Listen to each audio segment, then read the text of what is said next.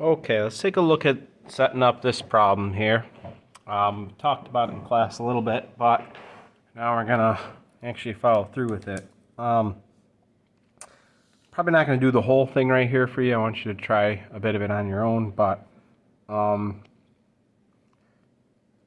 right. So the key here is identifying the forces. That's the whole reason why we did all the practice with force diagrams and Newton's third law, looking at force of one thing on the other. So what's happening is the 5 kilogram block's getting pulled by this force, and the 4 kilogram block is sliding along with it. Well, what force would be pulling the 4 kilogram block? Well, it would have to be the force of friction pulling it forward, all right? So the whole point is here is it says determine the magnitude of the maximum horizontal force F that can be applied to the lower block so that the blocks will move together. If they're moving together, right, that means that their velocity and acceleration are the same. All right? So we're looking for the case where, the friction here won't have to exceed what it can be. All right? So it can be 12 newtons, right? That's what it has to be. At least it can't be any more than 12 newtons, I should say. So the maximum acceleration of the system is going to depend on that top block. All right. So before we get going here, I'm going to draw force diagrams for the 4 kilogram block. All right. And the 5 kilogram block. So this is the 4 kilogram block. This will be the 5 kilogram over here. So the 4 kilogram block, right? It's got FG. FG on 4. It's got a normal force, Fn. That normal force is coming from the contact with block 5. So that normal force is actually the force of block 5 on block 4. All right, so I'm going to call Fn 5, 4. All right, and then there must be some force pulling this forward if it's going to slide, right? That's actually going to be the force of friction of 5 on 4. All right, force of friction pulling this forward. Has to be, right? So we might say, well, is there friction going backwards? No, because it's not sliding relative to the surface. It's only the force pulling it forward here. All right. So that's the force diagram for the 4 kilogram block. The 5 kilogram block here, all right, it's going to have the big applied force, F, right? It's going to have its own gravity, Fg5. It's going to have also that normal force, Fn. It's going to have Fn of 4 on 5. And this is an action-reaction pair. This one and this one are an action-reaction pair. It's literally the same force. All right? So the normal force on 5 down here has to be quite a bit bigger, right? This is Fn of just on the 5, holding it up. It's coming from the ground. It's coming from the ground. Now, resisting this block's forward motion, if the force of friction comes from block 5 on block 4, that same friction from 4 on 5 must be acting from 4 on 5. So that bottom block has the same force of friction, all right? And once you get good identifying this stuff, we don't call them we just call that the force of friction, force of friction. It acts on both of them, it's the same force. This normal force and this normal force are the same force. All right? So now, I should actually switch the order of these two questions, determine the resulting acceleration, because actually you're going to have to figure that out first.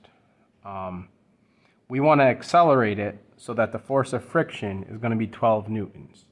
12 newtons, because it says while the bottom one is held fixed, a horizontal force of at least 12 newtons must be applied to the top block in order to slide, right? So we want that frictional force to be 12 newtons. So that means for block 4, right? So I'm going to just do that down here now. For block 4, F net x on 4 must be equal M4A4. So the net force in the x direction on block 4 has to be its mass times its acceleration. Well, we don't want that to exceed 12 newtons. All right, so if it's exactly 12 newtons, that block won't slip. All right, so the top block, 4 kilograms. Acceleration is going to have to be 3.0 meters per second squared of the whole system. All right, so the whole system acceleration is going to have to be 3.0 meters per second squared. Now I have to figure out what F has to be.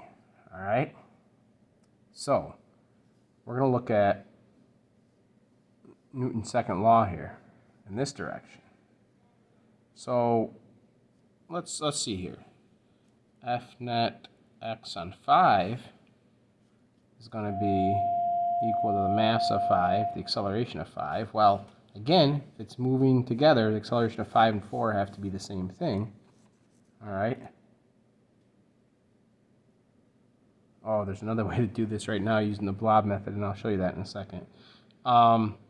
So F minus the force of friction has to be equal to 5.0 kilograms times the acceleration, or F minus 12 must equal 5 times A, or F equals 5 times 3 plus 12. F has to be equal to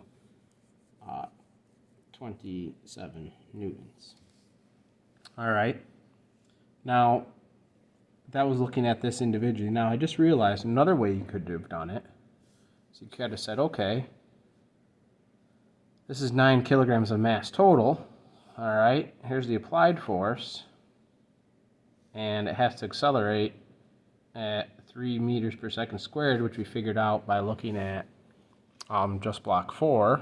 All right. So using the Blob method, F net has to be equal to the total mass of the system, or times the total acceleration of the system. So F has to equal 9.0 kilograms times 3.0 meters per second squared, 27 newtons. All right, so that one's, it's a little odd, right? It's a little bit odd. It's not too bad if you think about the Blob method, right? If you think about this all being one object linked together, right? And you pull it. But you have to get what the acceleration has to be first in this case, right? We know the acceleration has to be 3 meters per second squared, so that it's 12 newtons of force accelerating that top block. Any more than 12 newtons, for instance, if I make this 29 newtons, that's going to make the acceleration bigger, which is going to cause a greater force of friction, right? It's going to slip. Anyway, number 6, this one's quite a bit trickier, all right? It's a little more traditional. So, two blocks, M and big M, are not attached. The coefficient of static friction between the blocks, mu sub s, but the surface beneath M is frictionless, so that's good. That helps us. Determine the minimum magnitude of the horizontal force F required to hold M against M in terms of the given variables and known constants. All right, so a couple things to do here. I'm always going to start with the force diagram of each one individually. All right, so little m and big M. All right, so here's little m. It's going to have its gravity, Fg, on little m. All right, now it's not a normal force holding it up. What's the normal force? You know, think about it like this, right? Normal force is going this way. Normal force is going that way.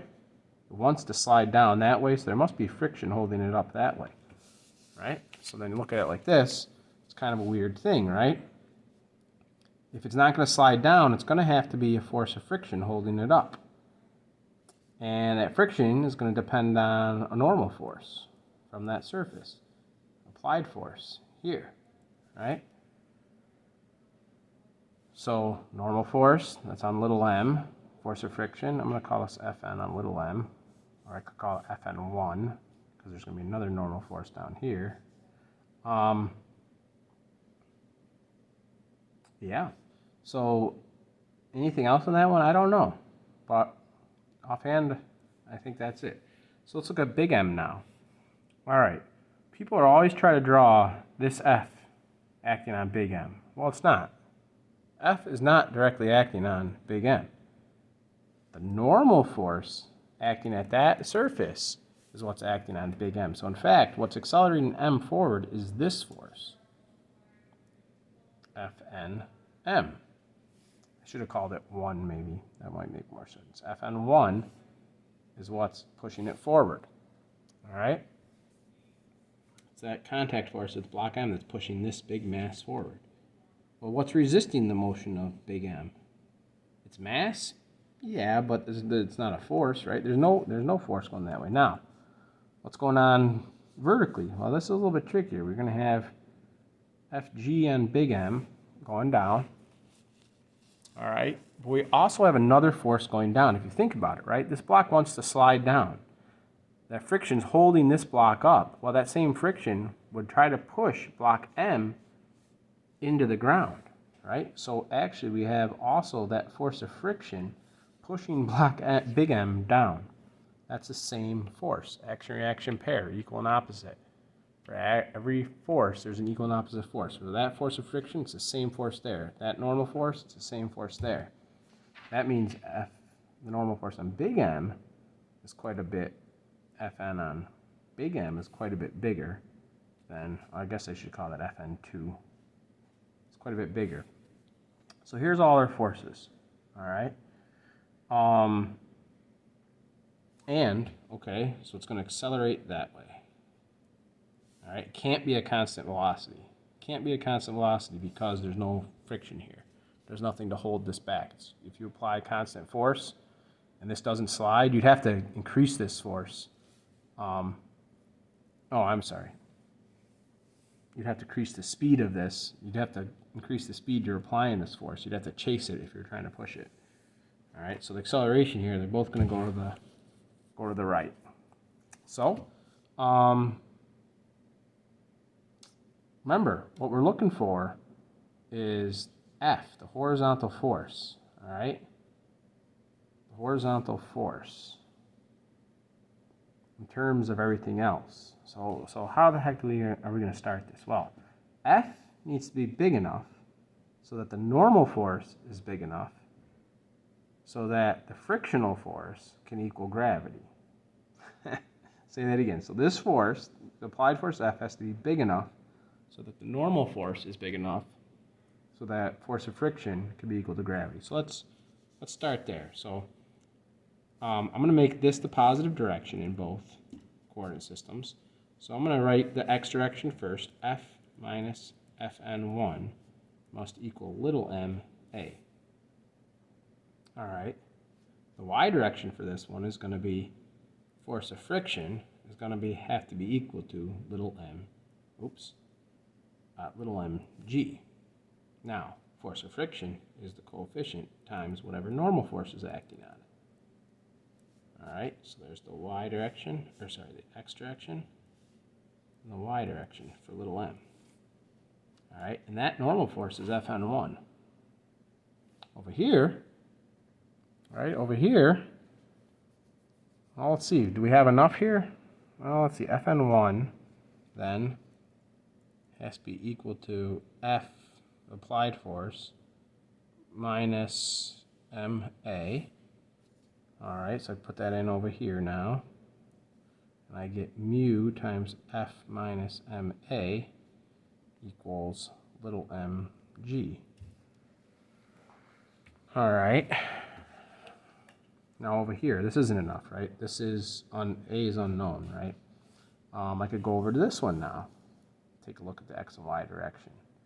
Oh, here we go. For the x direction on this one, we're going to have Fn1 equals big M times A. In the y direction, we're going to have Fn2 has to be equal to the force of friction plus big mg. Up forces have to equal the down forces. We don't even really have to do anything with this. This isn't going to help us. That's just introducing another unknown, but this helps us, right? Because watch this. solve that for A. I should have just left it Fn1, huh? Yeah, I should have. Watch this. I'm going to go back to this one, right? All right. Mu times capital MA equals little mg, or A has to equal little mg divided by mu times big M. All right. Now, take that A, put it in there, and solve for F. You can do the rest. All right? Good luck to you. My page wandered.